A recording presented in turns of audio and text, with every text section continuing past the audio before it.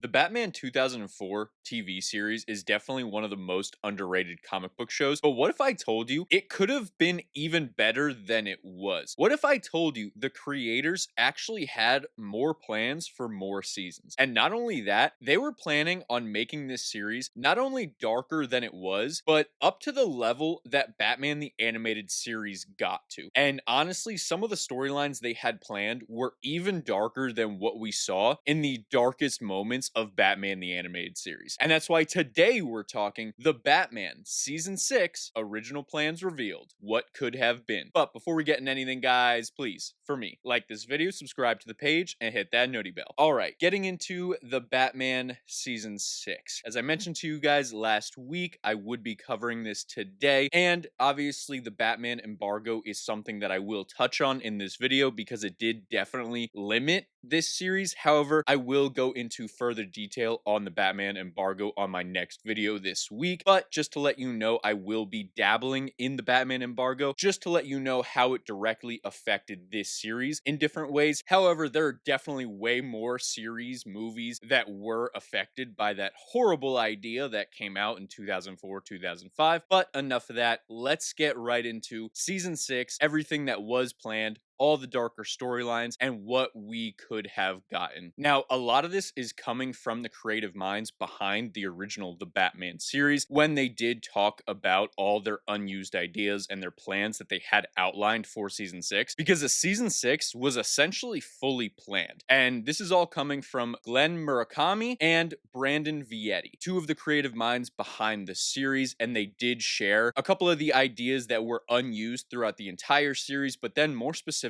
what season 6 was going to be and the darker storylines that inevitably led to the series being canceled after the 5th season. A lot of the networks just did not want to go down the route of telling darker Batman stories, which to a degree, I can understand. However, as a fan, even when I was a kid, I really did enjoy when the shows would go darker. Obviously, some of the times I wouldn't understand the darker themes, but even as a kid, sometimes I could understand those darker themes, and I actually really enjoyed it. There is still a very tasteful way to tell dark storylines within the confines of a kid's show. And whether the kid realizes those darker tones or not doesn't always really matter, because sometimes the concept is something that a child can digest. At least it was for me. Again, when I was a kid, I was growing up on this show, Batman the Animated Series, and I very much so loved when I could understand the darker tones and the darker storylines that we did touch on. But with that being said, getting into just some of the things that we were going to get in season 6, because they're pretty big. The first one is literally Nightwing. That is the first bullet point, their first entry as for what they were going to do. They were going to slowly show Dick Grayson at the end of season 5 becoming somewhat frustrated with Batman and just really feeling like a sidekick versus a hero in his own, and often being put on the sidelines. We saw this touched on in season 4 when Batgirl and Robin were left alone to fend off Black Mask. However, it was really never explored in any other episodes aside from that. So this was going to be a slight change with season 5, hinting at it more. That way, when we got season 6, it was a more organic, natural thing that happened. And by the 3rd or 4th episode, Robin was going to actually leave Batman's side. He was going to go off, establish himself somewhat in Bloodhaven. And I say somewhat because by this point he would still be Robin. However, when he would return to Gotham, he would return as Nightwing. And it's also important to note that the creator said there was going to be a slight time skip between season 5 and season 6. Nothing major, just about 2 years, but this would give us Dick Grayson at about 16, 17 years old, maybe 18 if you can really stretch the timeline from season 5. So that somewhat tracks. This would be a very young version of Nightwing, but I think in this universe it could have really worked. It would have been really interesting to see. I know we technically saw Nightwing in that Future Forward episode. However, again, that's so far into the future. We never got to see how Robin became that character, how he grew into that hero. So it would have been just really really awesome to see that, not only just because Nightwing is my favorite character, but I feel like watching this version of Robin, seeing him at the very beginning, unlike Batman the Animated Series, where we only got that through the medium of flashbacks, this version we actually saw his tragedy. We saw him become Robin. We saw him training to be a better Robin and to better work with Batgirl and Batman. So seeing him have a full circle moment and establish himself as a hero in his own right would have been really cool to see. We would have also seen him interact with characters in the Justice League as his own hero. So it wouldn't necessarily have been a storyline in which Batman had to be there. They would have had 1 or 2 episodes where the Justice League is either around Bloodhaven or something happens, and then Nightwing is the one there to help them. And Superman and Nightwing were going to have an established friendship in this season as well, which would have been awesome to see. I know I keep saying that, but anything revolving around Nightwing and us getting more Nightwing is something I am absolutely here for. But not only were they going to give us Nightwing, they were actually going to explore the ramifications of Robin leaving Batman. They were going to show the toll that it took on Batman, not only as a person, but as a hero. He would start doubting himself more and more, and his partnership with Barbara Gordon would also become strained because of it, because he couldn't stop questioning himself, because he couldn't stop wondering if his pushing, if his ordering around was what led to Dick Grayson inevitably leaving. Now, it is important to note that they weren't going to have any type of bad blood, and they also weren't going to follow the DCAU storyline in which there was a love triangle. So it wasn't going to be anything like that. It was really going to be just a difference of opinions and Nightwing wanting to establish himself on his own. And that's why when they do inevitably team up again, there isn't as much bad blood as there is in the DCAU, because again, if you checked any of those videos out about the DCAU, Downfall the Dynamic Duo, it gets pretty ugly. But they were not going to do that in this series. It was going to be much more about Dick Grayson wanting to establish himself as a hero.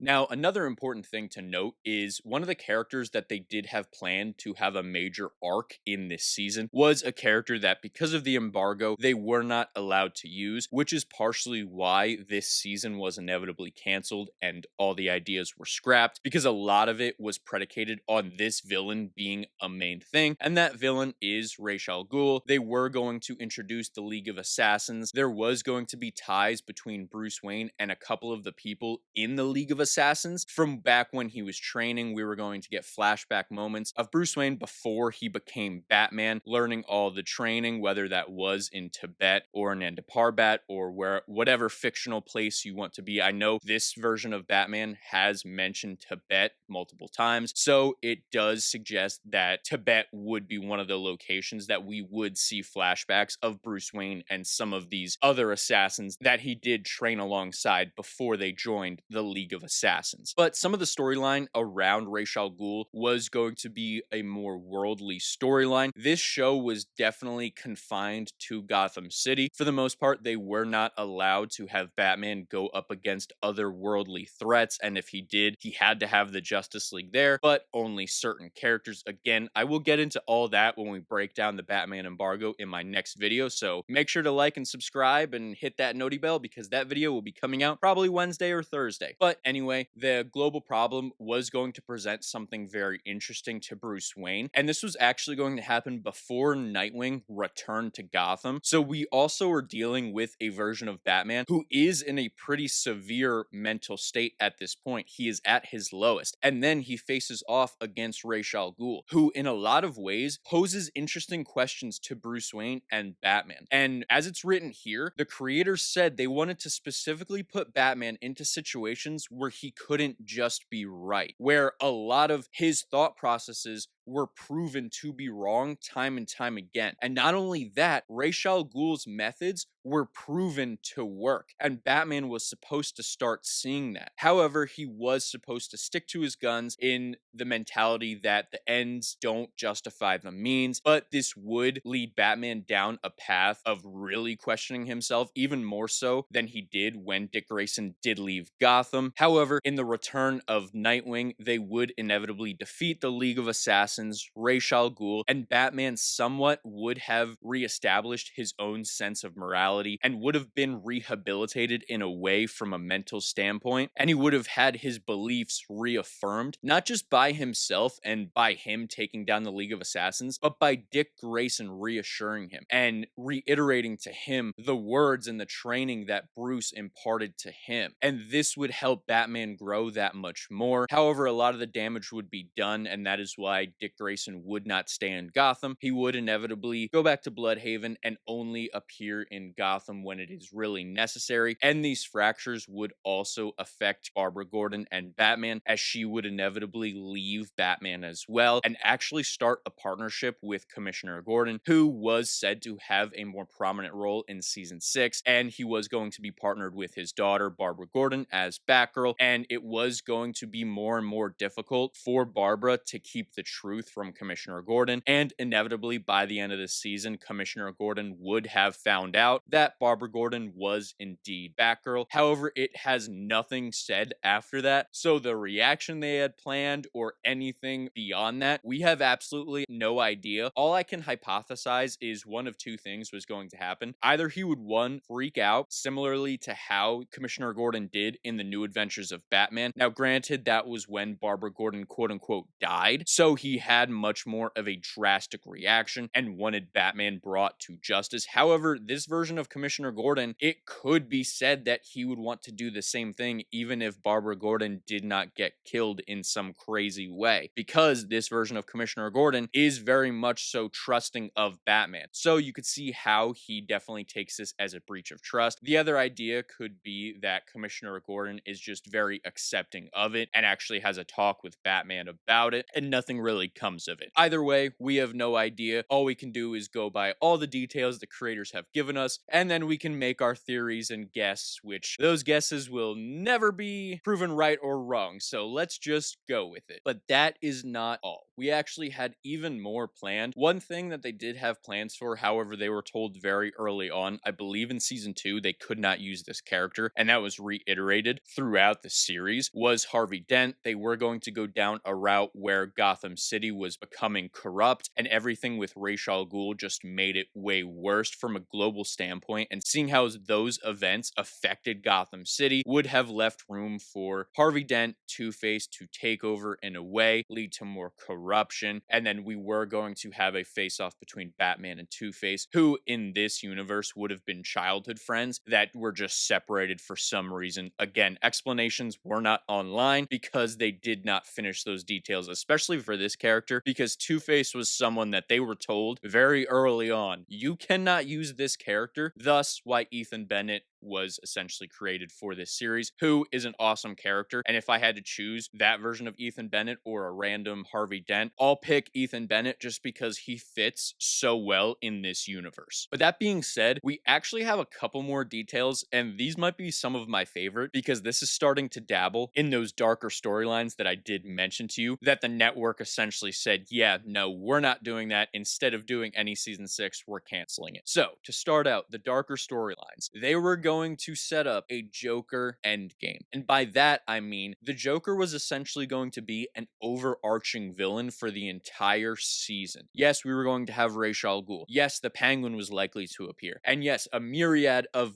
Batman's other rogues were going to appear. However, they describe it as the Joker playing chess. And by that, I mean he was not going to have any type of grand, crazy scheme of let's gas Gotham or let's change that statue into clay like season 1. No, it was going to be him behind the scenes for the most part. But why is this? Why was there such a shift in this character of the Joker? Well, for two reasons. One reason was they only used that version of the Joker that they had throughout the series because of the Batman embargo, and that is why they weren't allowed to use a more sadistic Joker, a Joker that was more interested in plotting and a grand scheme type villain. And also because of how long this show was running, they were hoping that the embargo would become a little more lenient for that type of storyline if it fit in this overall series. However, that obviously did not happen, as because of this overarching storyline that was part of why they didn't want to do season 6. In this story, the Joker would have started to study Batman more and more, and he would have concocted a situation in which Batman and Bruce Wayne were forced to appear at the same exact time but just couldn't. And he would inevitably find out that Bruce Wayne and Batman are one and the same. And this would lead the Joker to, in some ways, snap, because now his curiosity is gone and his fascination with Batman isn't gone, but it's changed. And it's changed from wanting to get rid of this person or destroy this person to wanting to destroy what he stands for and wanting to destroy his mental state, his sense of morality, his sense of right and wrong. And this would give us a series of events of the Joker taking Batman through different trials, different tribulations, and making him suffer in different ways. And the long-term chess match between these two would have had further ramifications, not just for the series, but for both of these characters. Because it is described that at the end of this conflict, both characters would have been permanently changed forever. Now, what is this grand plan? What would have exactly happened? Exact details aren't out there, but they do have an outline because, again, remember, season 6 was completely outlined, so they did have full plans essentially set up for this season. It's just that they don't have every little detail written. So, in this final confrontation that leaves both characters permanently changed, the Joker would have forced the Batman into a situation in which he could only save a group of people if he kills the Joker. And the entire thing was supposed to set up a moment for Batman to realize that his code wasn't going to work. What he always believed in wasn't going to work. He can't save everyone. Not everyone is deserving of redemption. And sometimes you can't always save everyone. And sometimes, in order to be something else, in order to be someone else, in order to be a symbol for people, in order to protect them, you have to break your moral code. And in this, it would have seen the Batman being forced to kill the Joker. And in these final moments, the Joker would have revealed that he knows he's Bruce Wayne, and that in this moment, everything is changed. Two great enemies are no longer. But in the end, the Joker won. The Joker truly broke the Batman. And that would not have been the finale. They would have had 1 to 2 more episodes after that to show how much Batman struggled with this, to show Batman almost going through a PTSD moment, all of his trauma stacking up. He would have had severe nightmares all the way back from when he was a kid, all going through being Batman, nightmares interacting with different villains, and then nightmares surrounding the Joker and inevitably killing the Joker. And it would have taken the entire Bat family, Barbara Gordon, Dick Grayson, and Alfred, all coming together to break Batman out of this mentality. But even with all of their help, he still would have remained changed forever in some ways. And he wouldn't still be able to push on thinking that he can always save everyone in a moral way. And maybe there are some times where people can't be saved. People can't always be redeemed. And this would have led Batman down a path to not always looking for redemption and the good in his villains. And it would have been a much darker turn for the Batman. And I don't know about any of you, but if we got any of this, this series might have, for me, passed Batman the Animated Series. Specifically, the chess match between the Joker and the Batman sounds like absolute peak fiction, and I am so mad at the Batman embargo mainly for being one of the big reasons these stories never happened, and also to the network for deciding that after hearing this amazing pitch, you know what we're gonna do? No. Let's go do something silly instead. Absolutely horrible decision. I feel like so many people would have enjoyed this storyline, and even as kids watching it, because at this point when it was coming out, I would have still been a child. I would have absolutely loved it. This series, for me, might have surpassed Batman the Animated Series, especially if I saw it when I was a kid. I think I would have put this above Batman the Animated Series. And I love Batman the Animated Series. Absolutely love it. However, a lot of these ideas just sound so amazing, specifically, again, that Joker endgame and the entire chess match. I feel like that's a huge missed opportunity and a huge bummer that we will likely never get any type of this story or this show coming back. But all in all, it is still really cool to know all the storylines that the creators did have planned and how much care and attention to detail they did have for these characters and for the stories they were going to tell. But let me know what all of you think. Which of these storylines would you have liked to see most of all? And when you were a kid, would it have bothered you or your parents seeing these darker storylines? Let me know in the comments below. And while you guys are down there, please for me. Like this video, subscribe to the page, and hit that noti bell. And I'll see all of you in the next video. Goodbye.